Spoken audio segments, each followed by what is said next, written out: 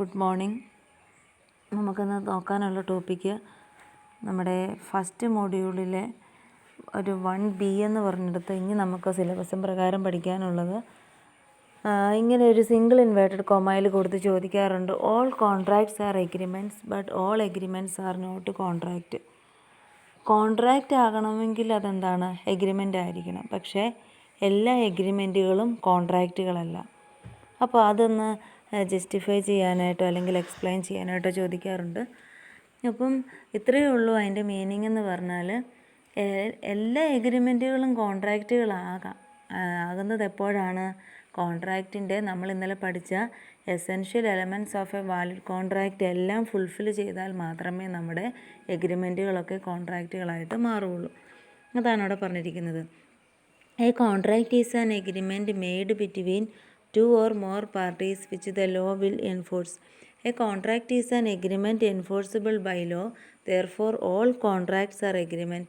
An agreement enforceable by law is a contract. അതൊക്കെ നമ്മൾ ഇന്നലെ പഠിച്ച കാര്യങ്ങളൊക്കെ തന്നെ പറഞ്ഞിരിക്കുകയാണ്. But all agreements are not contract. It is only those agreement which are enforceable in a court of law are contract.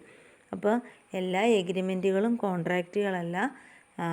ചില എഗ്രിമെൻറ്റുകൾ നിയമപ്രകാരം നടപ്പിൽ വരുത്താൻ പറ്റുന്ന എഗ്രിമെൻറ്റുകൾ മാത്രമേ കോൺട്രാക്റ്റായി മാറുകയുള്ളൂ. Therefore, some agreements remain only as agreement. They do not become contract. Example ആയിട്ട് കൊടുത്തിട്ടുണ്ട്. Agreement made without lawful consideration, not intended. എല്ലാ സംഭവത്തിലും നോട്ടെന്ന് ചേർത്താൽ മതി. അപ്പോൾ ഈ essential elements of a valid കോൺട്രാക്റ്റിൻ്റെ ഏതെങ്കിലും കണ്ടീഷൻ ഫുൾഫിൽ ചെയ്യുന്നില്ല എങ്കിൽ അങ്ങനെയുള്ള എഗ്രിമെൻറ്റുകളൊക്കെ എഗ്രിമെൻറ്റുകൾ മാത്രമേ ആകുകയുള്ളൂ. അവയെന്ന് പറയുന്നത് എന്താകുകയില്ല, കോൺട്രാക്റ്റായിട്ട് മാറുകയില്ല. 5 മാർക്കിന് ചോദിക്കാറുള്ളതാണ്. ഇനി അടുത്തതായിട്ട് നോക്കാനുള്ളത് difference between agreement and contract ആണ്. ഒന്നാമത്തേതെന്ന് പറഞ്ഞാൽ ഓഫർ പ്ലസ് അക്സെപ്റ്റൻസ് ആണ് എഗ്രിമെൻ്റ് എന്ന് പറയുന്നത്. നമ്മൾ ഇന്നലെ പഠിച്ചതാണ്.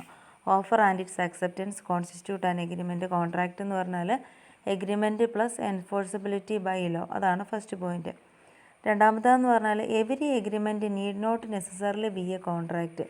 അപ്പോൾ എല്ലാ എഗ്രിമെൻറ്റുകളും കോൺട്രാക്റ്റുകളായിട്ട് മാറണമെന്നില്ല. All contracts are necessarily agreement. പക്ഷേ എല്ലാ കോൺട്രാക്റ്റും എന്താണ്, എഗ്രിമെൻ്റ് ആണ്.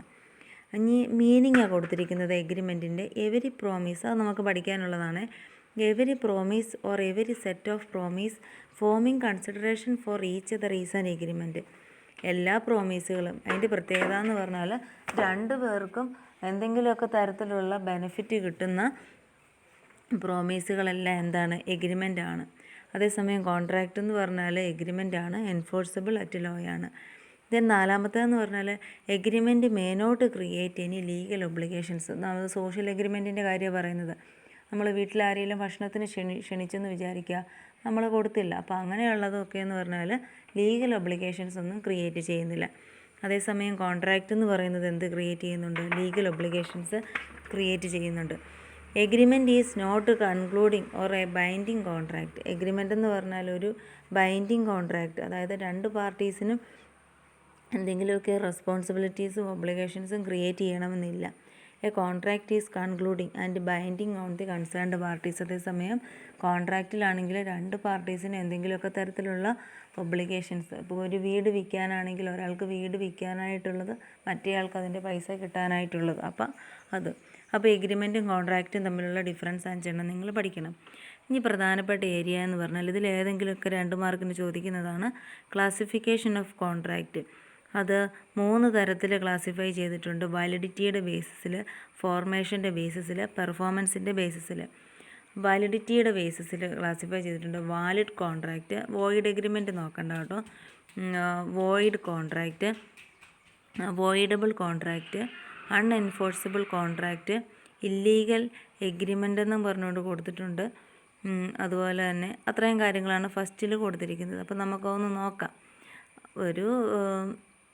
ഇപ്പം ആദ്യത്തെ കേസിലാണെങ്കിൽ valid contract, void contract, voidable contract, ഇത്രയൊക്കെ അതിൻ്റെ അകത്ത് കൊടുക്കാറുള്ളൂ. പിന്നെ അൺഎൻഫോഴ്സിബിളൊക്കെ ഒന്ന് നോക്കി വെച്ചേക്കുക. ഇല്ലീഗൽ ഉണ്ട്, ഇല്ലീഗൽ എഗ്രിമെൻ്റ് എന്നൊക്കെയാണ് കൊടുത്തിരിക്കുന്നത്.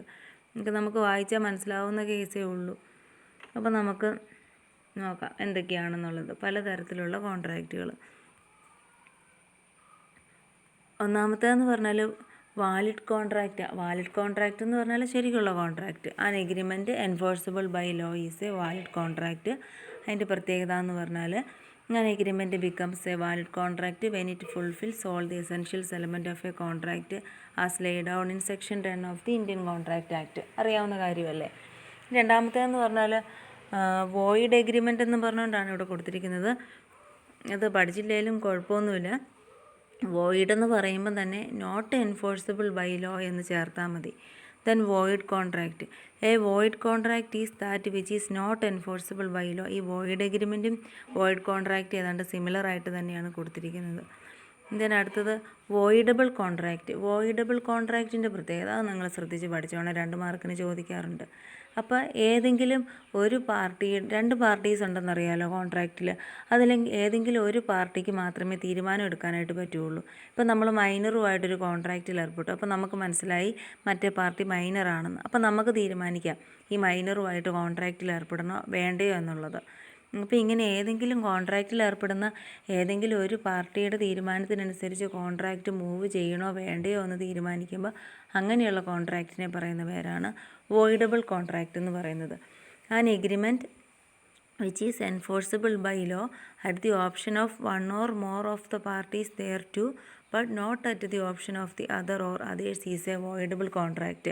അപ്പോൾ വോയിഡബിൾ കോൺട്രാക്റ്റ് എന്ന് പറഞ്ഞാൽ ഒരു എഗ്രിമെൻ്റ് ആണ്.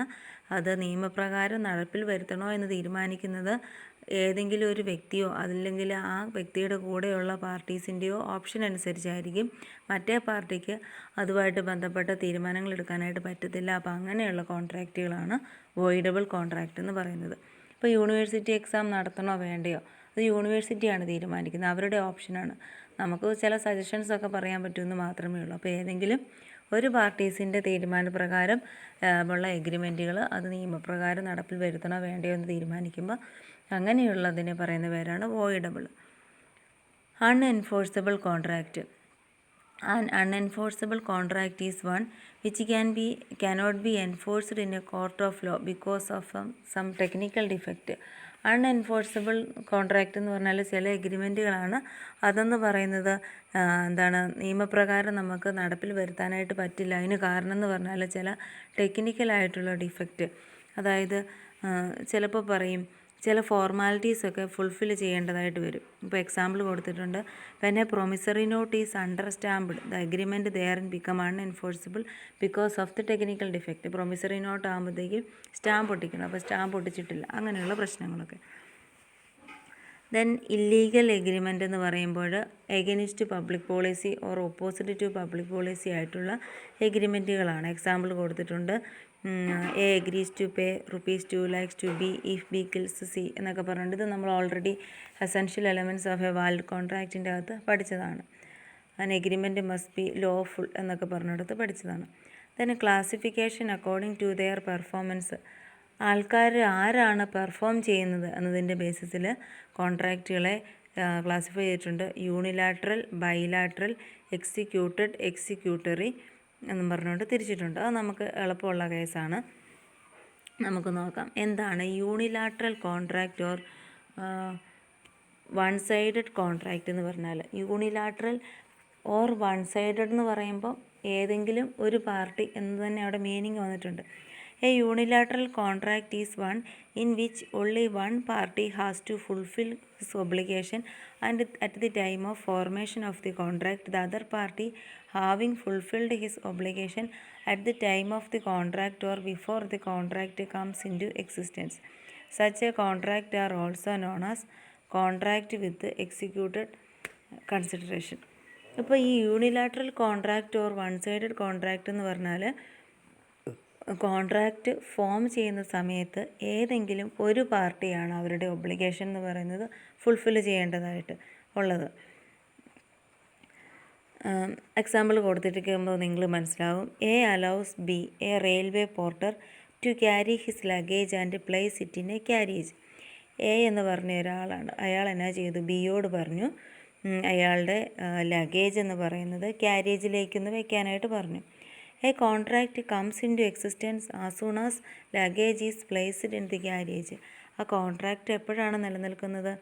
ആ ക്യാരേജിലേക്ക് കൊണ്ട് ആ ലഗേജ് കൊണ്ട് വെക്കുമ്പോൾ. But that time the Porter has already performed his obligation. അപ്പോൾ തന്നെ അയാൾ എന്നാ ചെയ്തു? അയാളുടെ ഒബ്ലിഗേഷൻ എന്ന് പറയുന്നത് പെർഫോം ചെയ്തു. ഇനി എന്നാ ചെയ്യണം? ലഗേജ് കൊണ്ട് വെച്ച് കഴിഞ്ഞാൽ പിന്നെ അതിൻ്റെ ക്യാഷ് എന്ന് പറയുന്നത് മറ്റേ ആൾ കൊടുക്കേണ്ടതായിട്ട് വരും. Now only A has to fulfill his obligation, that is pay reasonable charges to the porter. അങ്ങനെ ഒരു കാര്യം ഫുൾഫിൽ ചെയ്ത് കഴിഞ്ഞ ശേഷം മാത്രമേ മറ്റേ ആൾ എന്നാ കൊടുക്കേണ്ടതായിട്ട് വരുള്ളൂ? അതിൻ്റെ ക്യാഷ് എന്ന് പറയുന്നത് കൊടുക്കേണ്ടതായിട്ട് വരുള്ളൂ. അപ്പോൾ ഇങ്ങനെ ഒരാളുടെ ഭാഗത്തു നിന്നുള്ള ഒബ്ലിഗേഷൻ ഫുൾഫിൽ ചെയ്തതിന് ശേഷം മറ്റേ ആളുടെ ഒബ്ലിഗേഷൻ എറൈസ് ചെയ്യുന്ന അങ്ങനെയുള്ള കോൺട്രാക്റ്റുകളെ പറയുന്ന പേരാണ് unilateral contract or one sided contract എന്ന് പറയുന്നത്. ദെൻ അടുത്തത് bilateral contract or to sided contract ആണ്.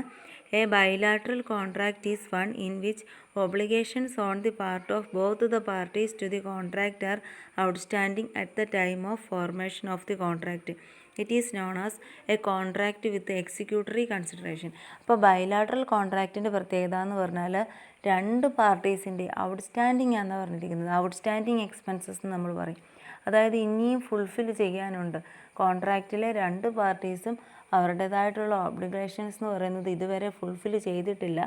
അങ്ങനെയുള്ള കോൺട്രാക്റ്റിനെ പറയുന്ന പേരാണ് ബൈലാറ്ററൽ കോൺട്രാക്റ്റ് അല്ലെങ്കിൽ ടു സൈഡഡ് കോൺട്രാക്റ്റ് എന്ന് പറയുന്നത്.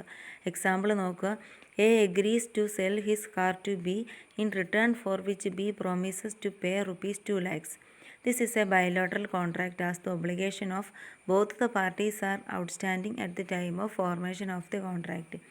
എ പറയുവാണ് ബിയോട് പറയുക എൻ്റെ കാറ് വിൽക്കാനുണ്ട്. ബി എന്ന് പറഞ്ഞ ആൾ 2 ലക്ഷം രൂപ തരാമെന്ന് പറഞ്ഞു. അപ്പോൾ രണ്ട് പാർട്ടീസിന് അവരുടേതായിട്ടുള്ള ഒബ്ലിഗേഷൻസ് എന്ന് പറയുന്നത് ഔട്ട്സ്റ്റാൻഡിങ് ആണ്. അങ്ങനെയുള്ള കോൺട്രാക്റ്റുകളെ പറയുന്ന പേരാണ് ബൈലാറ്ററൽ കോൺട്രാക്റ്റ്. then അടുത്തത് എക്സിക്യൂട്ടഡ് കോൺട്രാക്റ്റ് ആണ്. എക്സിക്യൂട്ടഡ് എന്ന് പറയുമ്പോൾ എന്താണ്? ഓൾറെഡി പെർഫോം ചെയ്തു. An executed contract is one in which both the parties have performed their respective obligations. When a contract has been completely performed, it is termed as executed contract. Already ചെയ്ത് കഴിഞ്ഞു രണ്ട് പാർട്ടീസും. Then A agreed to sell his house to B for ₹2 lakh. A sold his house to B and B paid the price.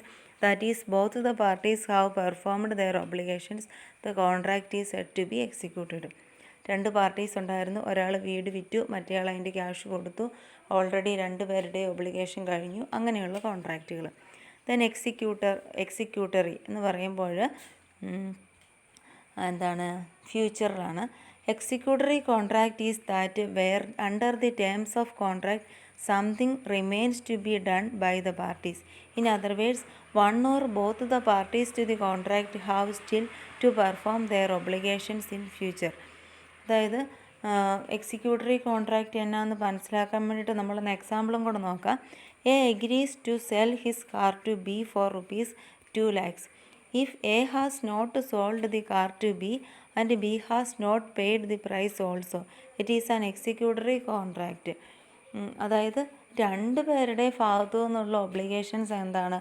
Pending ആയിട്ട് കിടക്കുവാണ്. അതായത് എയും ബിയും തമ്മിലുള്ള എഗ്രിമെൻറ്റിൽ ഒരാൾ കാറ് കൊടുത്തേക്കാമെന്ന് പറഞ്ഞു, മറ്റേ ആൾ ക്യാഷ് കൊടുത്തേക്കാമെന്ന് പറഞ്ഞു. എ കാറ് കൊടുത്തുമില്ല, മറ്റേ ആൾ പ്രൈസ് കൊടുത്തുമില്ല. അപ്പം ഭാവിയിൽ നടപ്പിൽ വരുത്തുന്ന ഒബ്ലിഗേഷൻസിനെയാണ്, പെർഫോം ചെയ്യേണ്ടതായിട്ടുള്ള ഒബ്ലിഗേഷനാണ് ഇവിടെ പറഞ്ഞിരിക്കുന്നത്. ദെൻ പാർട്ട്ലി എക്സിക്യൂട്ടറും ഉണ്ട്, പാർട്ട്ലി എക്സിക്യൂട്ടറി ഒക്കെ ഉണ്ട്. അങ്ങനെയൊക്കെ ഒന്നുണ്ടെന്ന് ഓർത്ത് വെച്ചാൽ മതി. ദെൻ ഫോർമേഷൻ്റെ ബേസിസിൽ രണ്ടായിട്ട് ക്ലാസിഫൈ ചെയ്തിട്ടുണ്ട്. എക്സ്പ്രസ് കോൺട്രാക്റ്റും ഇംപ്ലൈഡ് കോൺട്രാക്റ്റ്. എക്സ്പ്രസ് എന്ന് പറയുമ്പം തന്നെ അറിയാലോ, വാക്കുകൊണ്ടോ റിട്ടേൺ ആയിട്ടോ. Express contract is one which is made by words spoken or written. Spoken or written വേർഡ്സിലോ അല്ലെങ്കിൽ എഴുതിയോ ഒക്കെ ഉണ്ടാക്കുന്ന കോൺട്രാക്റ്റുകളെ പറയുന്ന പേര്. ഇംപ്ലൈഡ് കോൺട്രാക്റ്റ് എന്ന് പറഞ്ഞാൽ സ്പോക്കൺ വേർഡ്സിലോ അല്ലെങ്കിൽ റിട്ടേണോ അല്ലാതെ കണ്ട് ആൾക്കാരുടെ പെരുമാറ്റത്തിൽ നിന്നോ അവരുടെ ഇടപെടലിൽ നിന്നോ. ഇപ്പോൾ എക്സാമ്പിൾ കൊടുത്തിട്ടുണ്ട്. A get in to a public bus. നമ്മൾ ആരെങ്കിലും ബസ്സിൽ കയറി, അപ്പോൾ അവരും നമ്മളും ബസ്സുകാരനും തമ്മിലൊരു കോൺട്രാക്റ്റിൽ ഏർപ്പെടുന്നു. എന്നതാണ്? നമ്മൾ ക്യാഷ് കൊടുത്തോളാമെന്ന് പറയുന്നു. അപ്പം മറ്റേ പാർട്ടി ബസ്സിലെ കണ്ടക്ടർ എന്നാ ഉറപ്പ് വരുത്തും? നമുക്ക് എവിടം വരെയാണോ പോകേണ്ടത് അവിടെ വരെ കൊണ്ടേ വിട്ടേക്കാമെന്നുള്ളത്. അപ്പോൾ അങ്ങനെയുള്ള കോൺട്രാക്റ്റുകളാണ് ഇംപ്ലൈഡ് കോൺട്രാക്റ്റ് എന്ന് പറയുന്നത്. അപ്പം all agreements are not contract എന്നുള്ള ആ ഒരു സംഭവം അതിൻ്റെ കാര്യങ്ങളൊക്കെ 5 മാർക്കിന് വേണ്ടി പഠിക്കണം. പിന്നെ ക്ലാസിഫിക്കേഷൻ ഓഫ് കോൺട്രാക്റ്റ് ഇത്രയുണ്ട്, വളരെ എളുപ്പമായിട്ടുള്ളതാണ്. നിങ്ങൾക്കും വായിച്ചാൽ എക്സാമ്പിളും കൂടെ വെച്ച് നോക്കുമ്പോൾ പഠിക്കാവുന്നതാണ്. പിന്നെ എൻ്റെ ഒരു സജഷൻ എന്ന് പറയുന്നത് BRFൽ നിങ്ങൾ കൂടുതൽ വായിക്കണം. ഇത് എന്താ സംഭവം എന്നാന്നൊക്കെ ഒന്ന് മനസ്സിലാക്കി എടുക്കണം, എന്നാലേ അത് കൂടുതലായിട്ട് നമുക്ക് പറ്റത്തുള്ളൂ. അപ്പോൾ ഇത്രയും കാര്യങ്ങളൊക്കെ നിങ്ങളൊന്ന് നല്ലപോലെ നോക്കുക, പഠിക്കുക, അതിൻ്റെ നോട്ട് പ്രിപ്പയർ ചെയ്യുക. ഓരോ ദിവസത്തെയും കാര്യങ്ങൾ അതാത് ദിവസം തന്നെ പഠിച്ചു പോവുക. Okay, thank you.